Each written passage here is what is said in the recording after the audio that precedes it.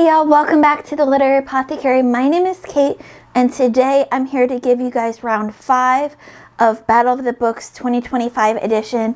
Today our top 8 becomes my top 4 reads.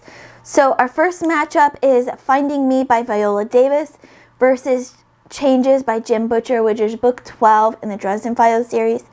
This is a really hard matchup for me because Finding Me changed the way that I write celebrity memoirs now, especially celebrity memoirs via audiobook. This is like the new bar for those for me.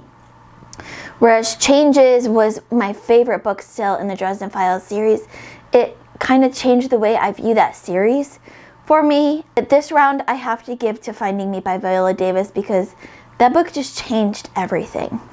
Our next matchup is Witchcraft for Wayward Girls by Grady Hendrix, which is a horror book, versus Damn Rebel Bitches, Women of the 45 by Maggie Craig, which was a historical nonfiction book about the 45 uprising. And this one I'm going to give to Witchcraft for Wayward Girls because that book made me want to not only read more Grady Hendrix, but also buy more Grady Hendrix. Maggie Craig's book, I already had her next book on dock, and while I do want to read more of her books if she has more, I'm not dying to read them like I am for Grady Hendrix books. So this one goes to Witchcraft for Wayward Girls. Our next matchup is Life, the Universe, and Everything by Douglas Adams, which is Hitchhiker's Guide to the Galaxy, book number 3, I believe, versus James by Percival Everett. Now this one is a hard one because Douglas Adams series came to me at just the right time. I needed that little bit of humor in my life at the time that it came, and so it gave me what I needed at that moment, and I will reread that series again and again and again because it was just so good. And the books are super short and they're so entertaining, especially the audiobooks. James by Percival Everett is the retelling of the adventures of Huckleberry Finn in the point of view of Jim the slave, and it made me think of that story in a whole different light. So this round goes to James because that book made me think of a classic, that the story I've known ever since I was a kid, in a whole different way. And I think to retell such a well-known story in such an impactful way says volumes about that author's writing abilities. However, like I said, I will be returning to Hitchhiker's Guide to the Galaxy many times, I'm sure.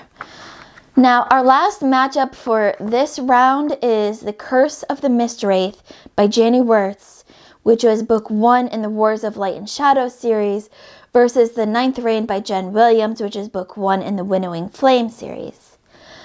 This one is another hard one because I truly loved both of those books and I can't wait to continue in both of those series.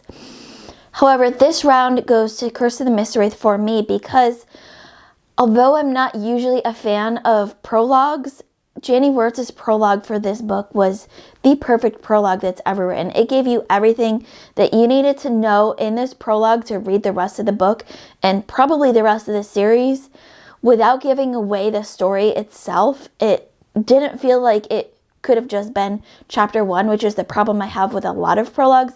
It felt like it gave you the knowledge before this story starts in order to read this story, which is, in my point of view, the purpose of a prologue. So this round goes to Janie Wirtz because her writing is just so beautiful, so descriptive, and that prologue was just perfect. So that gives us the top 4 reads of 2025 for me.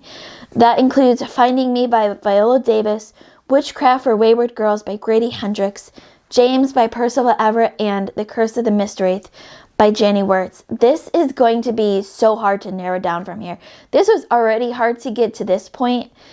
The last video in this series where I narrow it down to the top 2 books and then the top book of 2025 for me is going to be so hard to figure out who wins out of these rounds because these books were just so incredible. If you haven't read these books yet, go and read them. They'll be in the description below. They are some of the best books, not only that I read last year, but some of the best books that I've ever read. So highly recommend all of these books, all of this top 8 really, I highly recommend.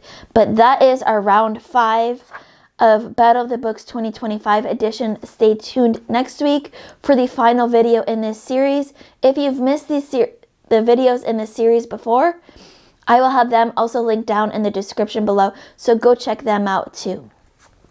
As always, let me know in the comments below, which choices did you agree with? Which ones didn't you agree with? What would you have done in these situations? As always, keep reading, and I love you all to the moon and back.